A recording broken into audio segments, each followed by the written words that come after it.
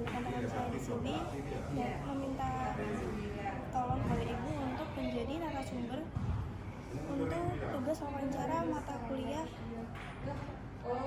profesi pendidikan. Perkenalkan, nama saya Fatima Nabila Zura dan ini rekan saya Alfi Hidayati dan juga rekan saya satunya Yusfi Zaman. Orang tiga ya? Iya. Sebenarnya kan ini Ibu berkecimpung di dunia pendidikan ya. Ada beberapa istilah yang sering dikaitkan dengan profesi, istilah profesionalisme dan istilah profesional. Nah, maksud dari profesi itu sendiri kan suatu pekerjaan yang dimana kita membutuhkan pelatihan agar mendapat pengetahuan khusus. Jadi profesi ini menuntut keahlian dari para petugasnya. Nah, sedangkan profesional itu merujuk pada dua makna. Yang pertama yaitu merujuk pada orang yang menyandang suatu profesi seperti ibu. Nah, dan jika ia benar-benar ahli maka disebut profesional. Yang kedua yaitu merujuk pada penampilan seseorang dalam melakukan pekerjaan sesuai dengan profesinya. Nah, tentunya profesional ini kan sebuah sifat yang relatif. Menurut Ibu sendiri, dalam kondisi dan hal apa sih seorang pendidik itu dapat dikatakan sebagai seorang profesional?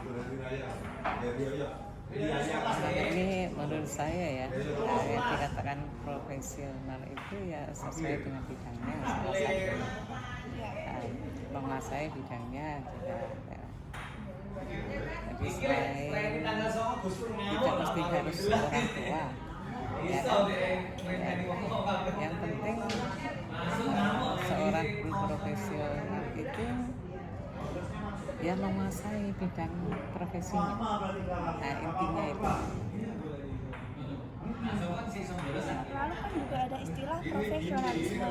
Di sini maksud dari profesionalisme itu kan komitmen seseorang untuk lebih meningkatkan kemampuan profesionalnya menjadi lebih baik lagi kan. Nah, untuk meningkatkan profesionalisme itu kan ada banyak cara. Nah, pertanyaan saya itu bagaimana menurut Ibu sendiri cara untuk meningkatkan nilai profesionalisme dalam interaksi dengan para siswa dan juga rekan Ibu? Kalau dengan yang sering di sini ya, kalau dengan rekan guru, jadi selain di sekolah itu ada MPMPS. MPMPS. Nah, salah satunya kalau di sekolah, di lingkungan sekolah itu ada MPMPS. Jadi seperti saya guru tua, itu mungkin ada ilmu-ilmu baru dari guru-guru muda. Nah, itu kita timbang. Jadi kita sebagai guru itu tidak boleh kita itu selalu saya yang paling bisa ya, tidak bisa begitu. Karena ilmu itu kan berkembang. Nah, ilmu berkembang. Memang kalau anak muda, kalau sekarang misalkan ya itu di IT ahli ya. Tapi mungkin kalau di guru tua ada. Nah, kalau di sini di lingkungan sekolah ini ada MPMPS itu mesti di sini ada 6 guru matematika. Itu kadang kumpul, saling tanya, nah, itu begitu. Kalau di kabupaten ada MGMP yang setiap bulan MGMP itu ini yang sering di SMA setiap hari Rabu setiap bulan itu ada. Jadi itu rutin setiap bulan? Rutin. Nah, itu kalau kegiatan rutinnya. Yang lain itu sering kan guru itu mengadakan workshop. Nah, itu seperti itu, salah satunya kemarin hari Jumat itu diadakan di SMA 2. Nah, sama kerjasama dengan UNED. Nah, biasanya sering gitu dengan Pak Santo. Kadang kalau kemarin itu dengan Bu siapa yang masih muda. Lalu juga lulusan SMA 4 sih. Lulusan SMA 4 Bu Kris. Bu siapa ya? Kok lupa saya. Dari UNED juga barengan dengan Pak Santo. Kok lupa saya namanya. Nah, itu sering adakan gitu. Karena memang apalagi dengan kurikulum merdeka ini guru-guru yang lama-lama itu sudah harus banyak belajar, yang jelas itu gitu. Jadi untuk menambah ilmunya ya otomatis belajar dengan yang muda-muda. Kalau interaksi dengan siswa itu Kalau dengan interaksi dengan siswa, nah ini kalau zaman dulu siswa itu kan rata-rata memakai HP nggak beli, karena kalau sekarang nggak zaman begitu. Jadi anak-anak itu belajar tidak harus dari guru, tidak harus dari buku, tapi langsung bisa melihat dari Google. Anak-anak sering saya tekankan, jadi silakan kalian belajar di Google. Baru kalau kamu tidak ngerti, kata anak-anak sudah persis tahu ada jawabannya di Google, tapi masih tidak paham. Nah itu yang sering ditanyakan ke anak-anak, Bu, ini dari mana? Sudah dapat itu dari mana? Baru kadang saya menanyakan. Jadi anak-anak kadang saya suruh cari dulu. Ini contohnya gini. Ini tadi saya ngajar gini, anak-anak itu saya suruh cari Google, tapi akhirnya anak-anak yang nggak ngerti ya banyak.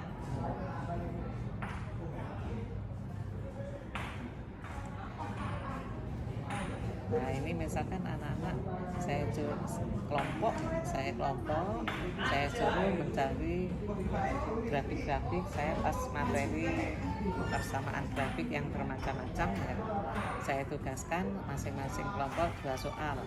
Silakan anak-anak cari.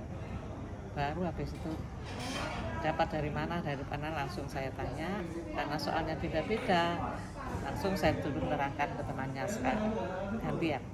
Jadi dipasang di papan gini, jigsaw dengan metode itu, jadi tidak harus dari saya. Nah, itu intinya. Jadi anak-anak saling mencari ilmu juga. Gitu. Baru kalau anak-anak nggak tahu persis, baru nanti tanya. Itu salah satunya kalau dari anak. oh ini saya lompat langsung ke kompetensi dari seorang guru, kan ada 4 ya Bu. Itu ada kompetensi kepribadian, pedagogi, kompetensi sosial, dan kompetensi profesional. Nah, tadi Ibu kan bilang siswa itu lebih cenderung mencari dulu, baru kalau udah tahu baru Ibu jelaskan. Nah, ini saya tentunya kan kebutuhan siswa itu dengan yang satu dan yang lain itu berbeda-beda kan. Nah, bagaimana cara Ibu untuk mengidentifikasi kebutuhan siswa yang memiliki tingkat kemampuan pemahaman yang berbeda, apalagi kan di matematika ini? Iya. Apalagi dengan keadaan sekolah sekarang kan zona. Iya. Nah, ada yang prestasi, ada yang zona, kan gitu. Iya. Rata-rata yang zona yang tingkatnya menengah ke bawah. Jadi kalau belajar saya biasanya mengelompokkan anak-anak itu ada yang memang anak yang bisa atau yang mampu, ada yang tidak mampu. Jadi biar saling kerjasama begitu. Bahkan anak-anaknya ada yang tidak punya laptop, katanya ada anak-anak yang tidak mampu, itu saya gabung dari. Jadi sebelum saya memberi tugas itu, saya sudah tahu anak-anak ini kemampuannya setiap harinya dengan ngajar, kemampuannya bagaimana, baru dikelompokkan gitu. Soalnya kalau nggak gitu nggak jalan. Saya pernah langsung membuat seenaknya tidak. Akhirnya kelompok yang nggak jalan, yang bagaimanapun nggak bisa jalan. Nah, kalau sudah ada yang mampu, justru yang bisa, yang mampu ini nanti gitu. Ya, alhamdulillah kalau dengan itu anak-anak itu satu di samping